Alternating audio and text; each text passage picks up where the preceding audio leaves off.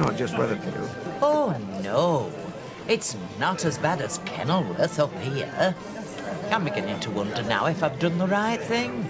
You what? Selling me flat. You selling your flat?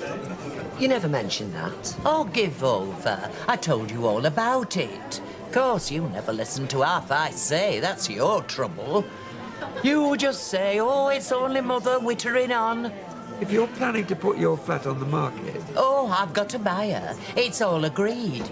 But like I say, well, I wonder if I've done right. Moving up here with you two.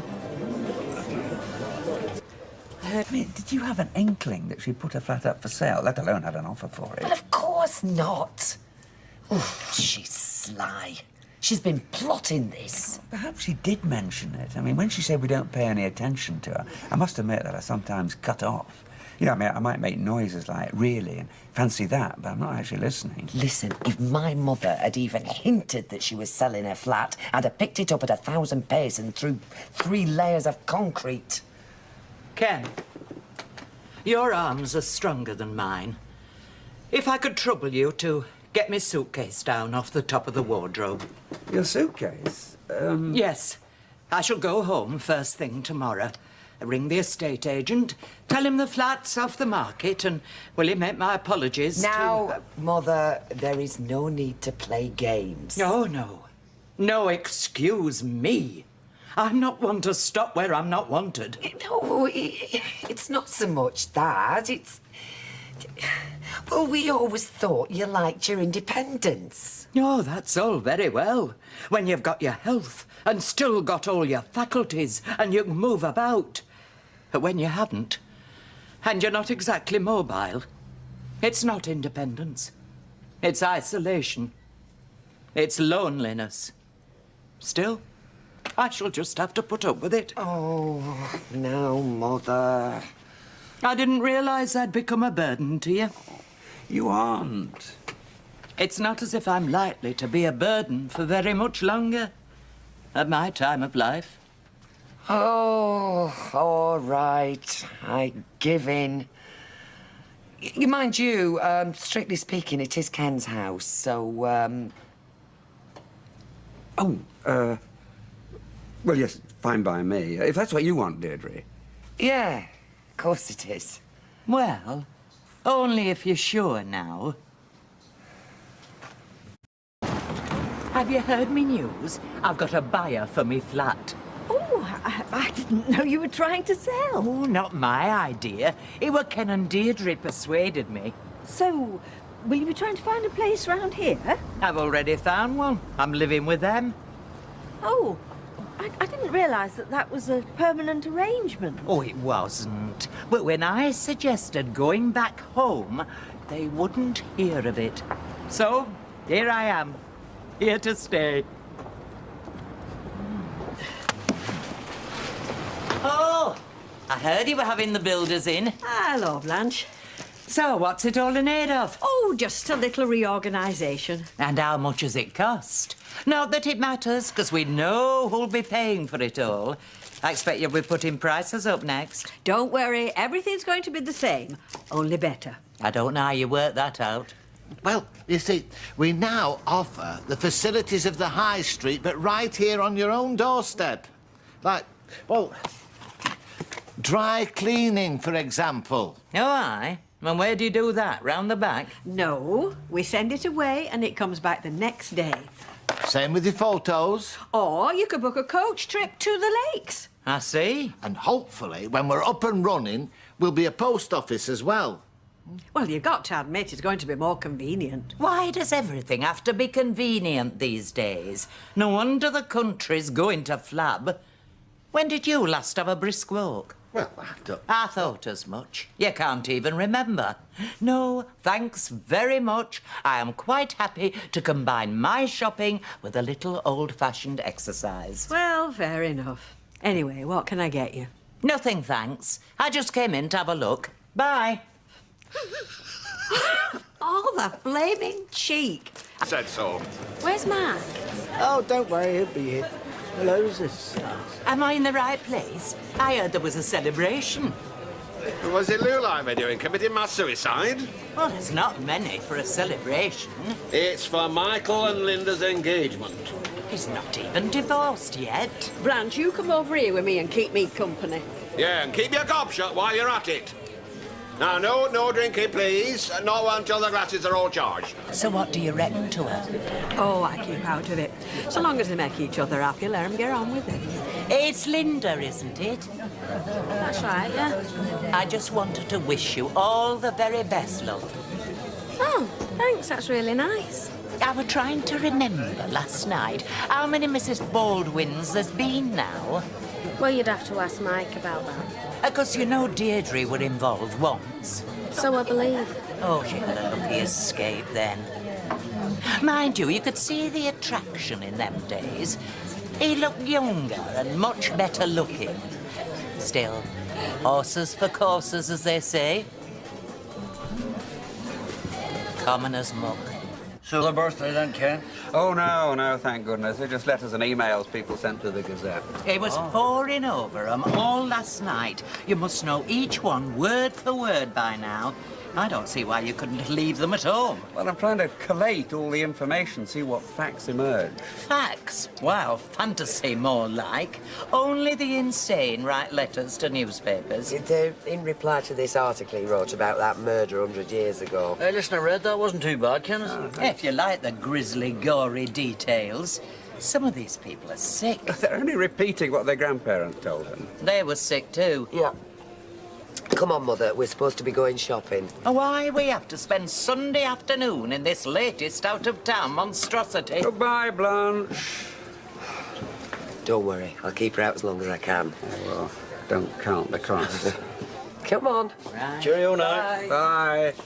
Oh, they've got lovely labs in that place, and free too.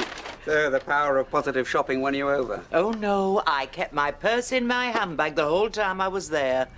Hey, was that marble real? Oh, it took her 2 minutes to decide she loved the place. The precinct had better look to its laurels. How did you get on? Brilliantly. Better than brilliantly.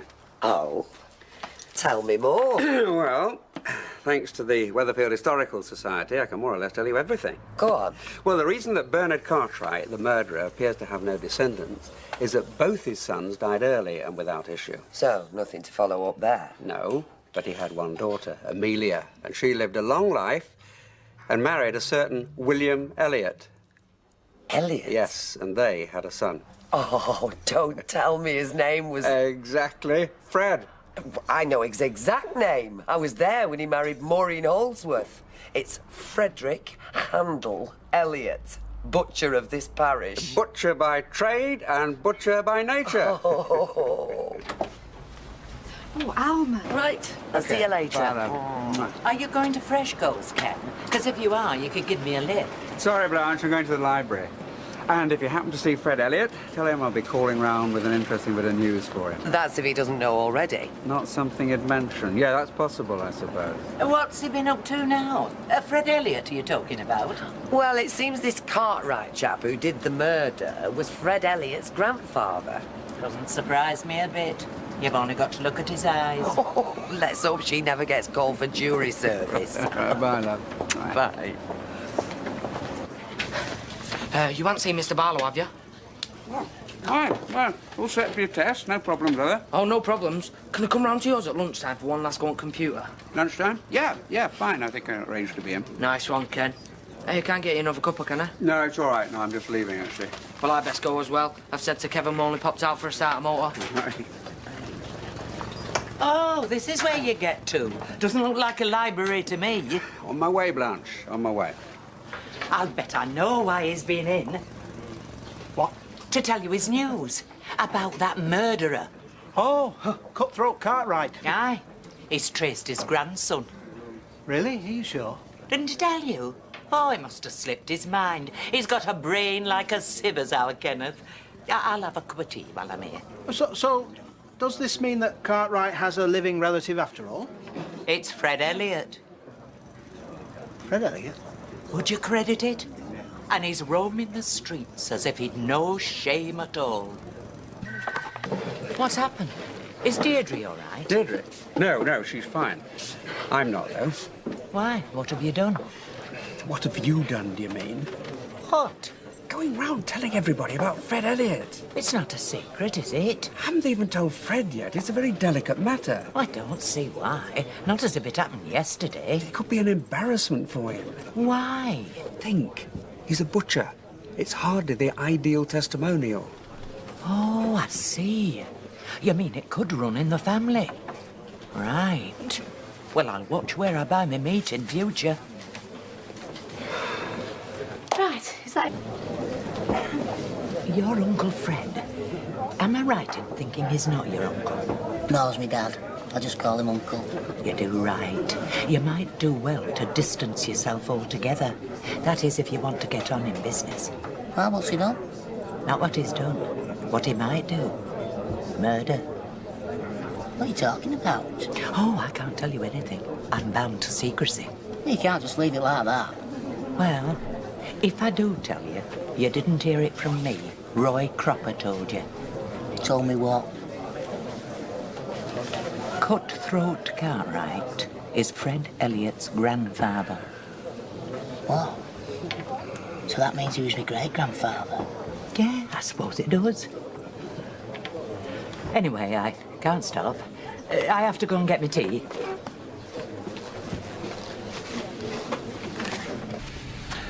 Can I get you one, Curly?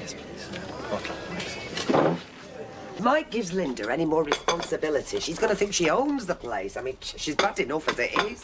Oh, she's common as muck, that one. But at least she's got some go about her. Yes, well, I just wish she'd go somewhere else. Say what you like. I can't see her ending up in a terraced house living with a trolley pusher. What have you been saying about my book? Ken? You've been mouthing off to Fred about me naming his family over this murder business, haven't you? Why can't you just keep it shut, Blanche, for once in your life? Hang on a minute, Ken. You can't talk to my mum like that. I'm sorry, Deirdre, but I already have. Because you can't mind your own business, I've lost the sponsorship I was going to get from Fred, and Curly's joined in because he's worried about frescoes. So I hope you're satisfied, you interfering old goat! Ken! I hope you're going to apologise for that remark, Ken Barlow. I mean, I might as well just pack it in and try something else. You've ruined everything. I mean, are you surprised that Fred dislikes people knowing that his grandfather was hanged for murder? I don't know why you're picking on me. It's only what you were going to put in your book. No, I was not. I was writing a fascinating local murder mystery. I wasn't going to add a little tale piece saying, oh, by the way, the murderer's grandson is Fred Elliott, the well-known butcher. Oh, you can say that now. Look, Blanche, I've written about half a dozen juicy local murder mysteries, and in none of them have I included a list of the criminal's descendants. Well, maybe you should explain that to Fred. No, it's too late. As far as he's concerned, the damage has been done, thanks to Blanche and the local grapevine. And why has Curly pulled Freshco's backing out as well? And you haven't done him any harm. No, because Fred leaned on him and demanded solidarity. And as a business partner of Freshco, they had more pull than a mere trolley pusher. I said you should never have taken that job. You're missing the point, Blanche, as usual. Are you just going to sit there while he abuses your mother? Yes. So what are you going to do? Act positive. Try to find another backer. Or I could finance the publication myself. What? Risk your own money? What little you've got? That's your security for your old age. And Deirdre's. Which isn't that far off, neither.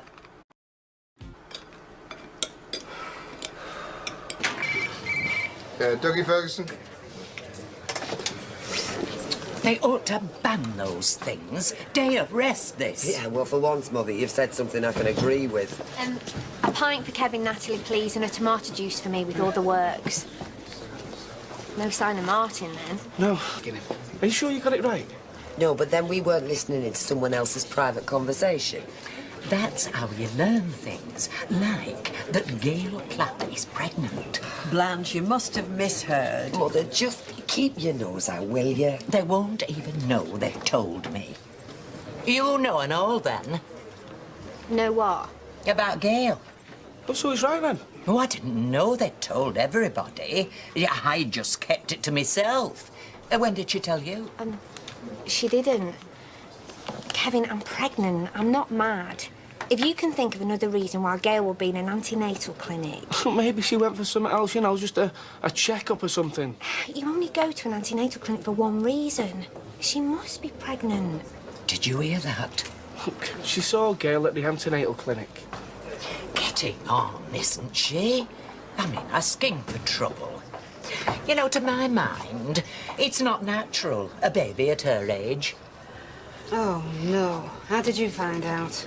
It's true, then? Satisfied now? Well, who told you?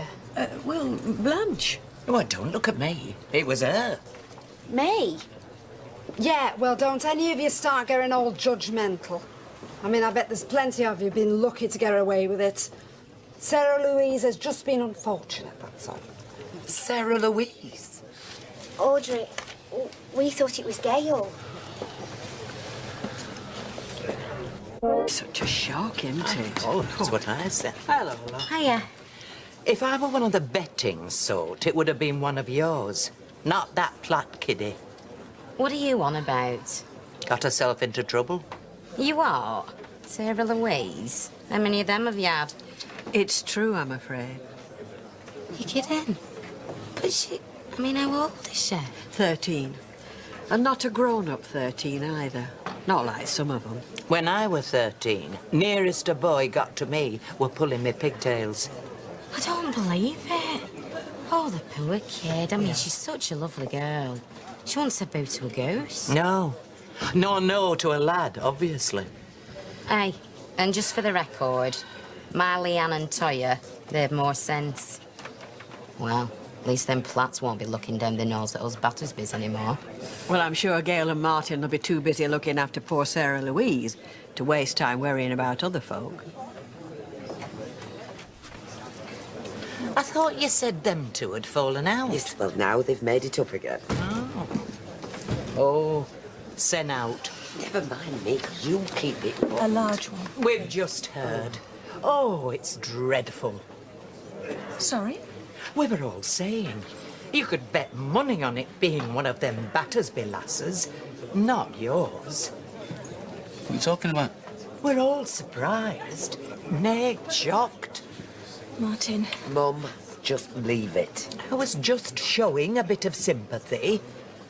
You'd thought she'd have known all about the birds and the bees, you being a nurse and all. Who's been talking? Well, everybody. Then everybody should mind their own business. Oh, Martin. Just ignore him. Well, I don't want people talking. It's got nothing to do with them. Well, if they come in here drinking the night away, it's no wonder they don't know what their kiddie gets up to. I don't believe I'm hearing this. Must be a bit of a shaker for you. Yeah, it is, Janice. It's a real shaker. So just keep out of it, will you? The lot of you! Okay. Right. Come on, girl.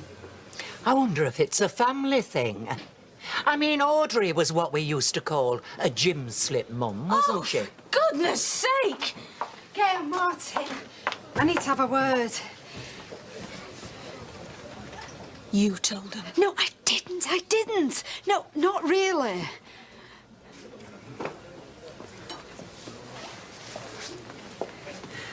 It was all just a misunderstanding. At least we don't misunderstand the difference between right and wrong. Oh, yes and no. I didn't mean it, Martin, really. No, it's okay. At least we don't have to worry now about what people are going to say.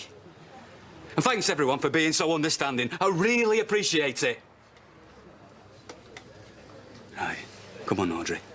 Let's go before someone says something we'll all regret.